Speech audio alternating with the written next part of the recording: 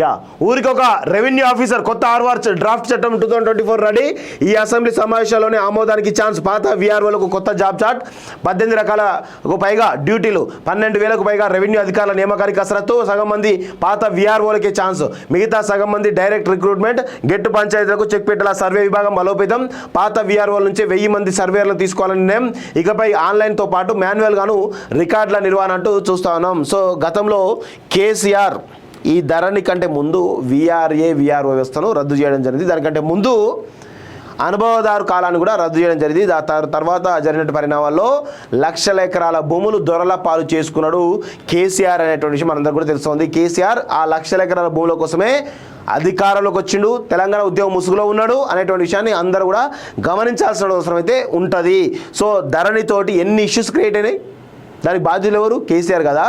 ఒక ఆలోచన లేకుండా ఒక తెలివి తక్కువ దద్దమ్మ పరిపాలన చేసిండు కేసీఆర్. ఏ చట్టమైనా కనీసం ఒక మంచి ఫలితాలు ఇచ్చిందా? కాళేశ్వరం ప్రాజెక్ట్ ఫలితాలు ఇచ్చిందా? ధరణి ఫలితాలు ఇచ్చిందా? మిషన్ భగీరథ ఫలితాలు ఇచ్చిందా? ఏది ఫలితాలు ఇచ్చింది? ఏది ఇవ్వలేదు.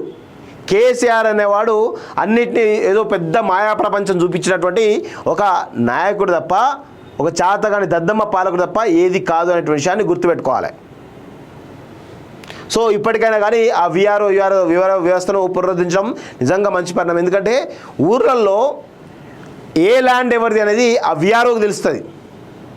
ఎస్, ఆయనకే తెలుస్తుంది. ఆయనే సగం సమస్యలు ఆ వీఆర్ఓనే సమస్యను పరిష్కారం చేస్తాడు.